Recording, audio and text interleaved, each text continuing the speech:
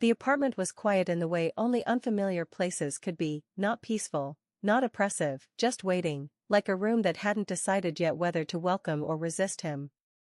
The floors were too clean, the walls too blank, the corners too sharp. The light coming through the windows was weak even on bright days, as if filtered through some invisible barrier that dulled everything just slightly. Still, it was his, and he told himself that the unease was natural, that all spaces felt like this before they accepted your presence, before your scent, your dust, your routines softened their edges.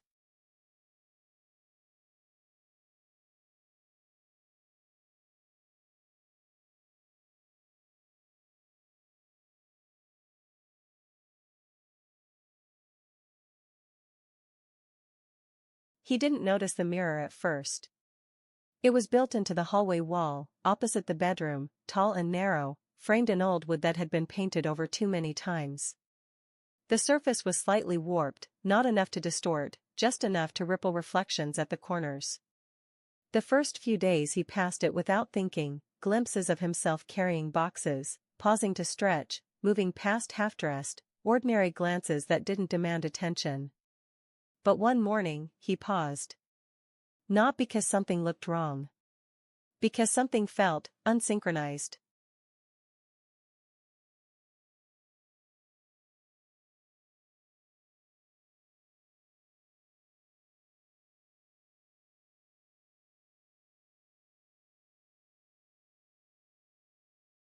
He was standing still, holding a cup of coffee, watching his reflection, and for just a second, he had the unmistakable sensation that it had just finished blinking before he did. He laughed it off. Optical illusion, caffeine, nerves. New spaces always made the mind behave oddly. He shook it away. But later that evening, as he walked past the same mirror, he caught a movement from the corner of his eye, his own shoulder tilting forward slightly, but not in sync with the shift he had made. He turned and stared directly. Nothing. Perfect alignment.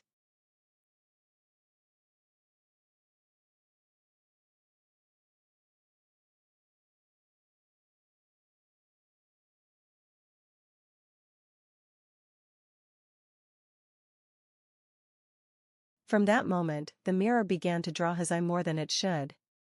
He found himself checking it, not consciously, not out of vanity, but out of some twitching curiosity, a low-level sense of surveillance that didn't come from outside, but from inside the glass itself. It wasn't fear, not yet. Just awareness, the slow rising of attention where it didn't belong.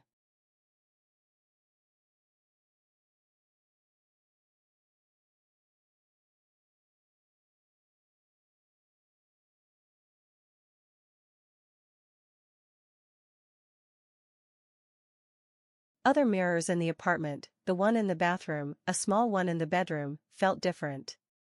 Normal. Passive. They showed him as expected. But the hallway mirror, that one began to develop personality, not through image, but through rhythm. Sometimes he would stop in front of it and feel as if he were interrupting something, as if the reflection had been busy doing something else until the exact moment he looked.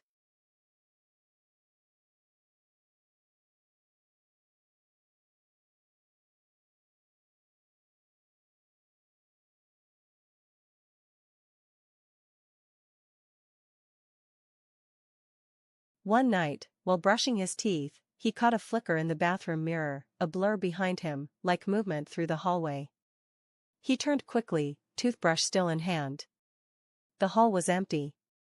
But the light from the hallway mirror reflected faintly into the bathroom, and in that reflection, for just a moment, he thought he saw himself already turning back, as if he had anticipated the movement and completed it slightly earlier.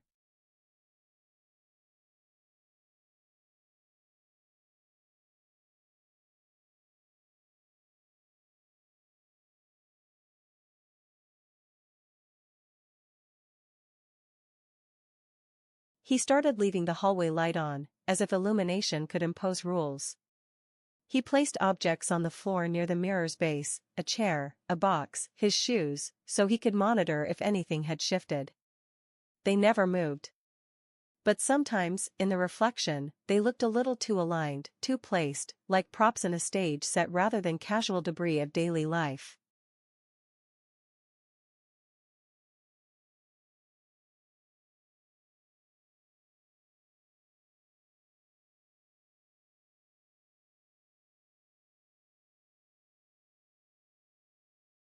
One morning, standing in front of the mirror, hair uncombed, shirt wrinkled, he watched his reflection with growing suspicion. And then, without smiling, without twitching, it looked just a little more rested than he felt. He leaned in slightly. So did the image. But in that lean, in that exact tilt of the head, there was a moment, so brief it could be imagined, when the reflection's eyes did not match his own. Not in shape. Not in position. In mood. They looked calmer.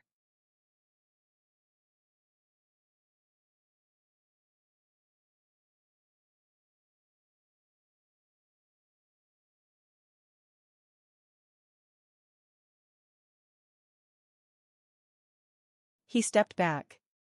He told himself to stop looking. He moved into the bedroom and stayed there for hours. But when he finally crossed the hallway again, avoiding the mirror as best he could, he felt something behind the glass, not movement, not light, but something quieter, like preparation.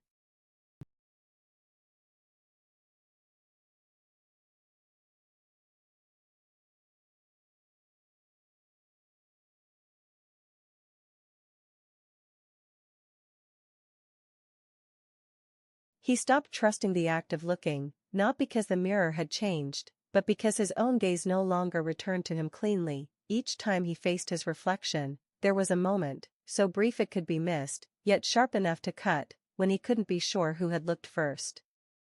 The hallway mirror, once a surface, now felt more like an opening, not quite a door, not quite a window, but something in between, a tension in the air, a charged pain through which familiarity began to unravel. The image still wore his face, still moved in rhythm with him, still mimicked the tilt of his head and the angle of his limbs, but the deeper he stared, the more convinced he became that it wasn't imitating him at all. It was performing a version, refined over time, slightly more aligned, slightly more precise, slightly more present.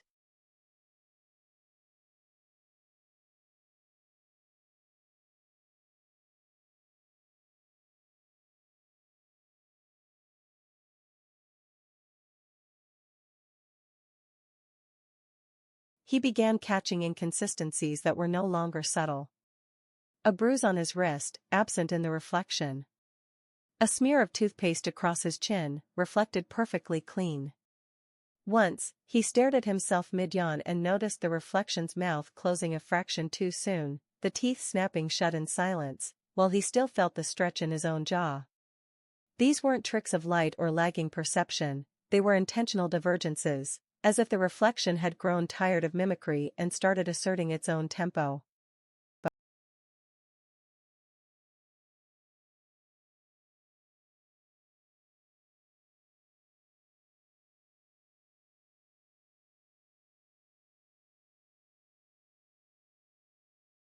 He avoided the mirror entirely for 3 days.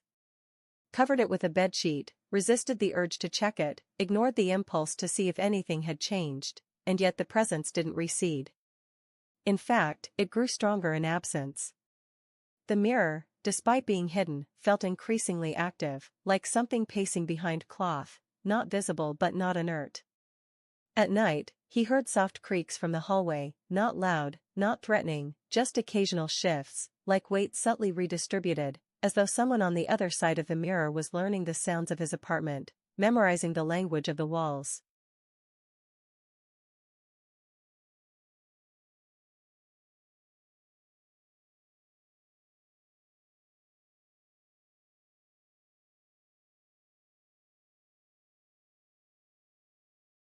On the fourth night, he dreamt of himself standing in front of the mirror, not as he was, but as he wished to appear, calm, composed, unworried, a version of himself untouched by hesitation. In the dream, he stared for hours, unmoving, until the reflection finally blinked, but he didn't. That was the moment he woke, breath locked in his throat, unable to remember whether he had ever actually stood up and gone to the mirror in the first place.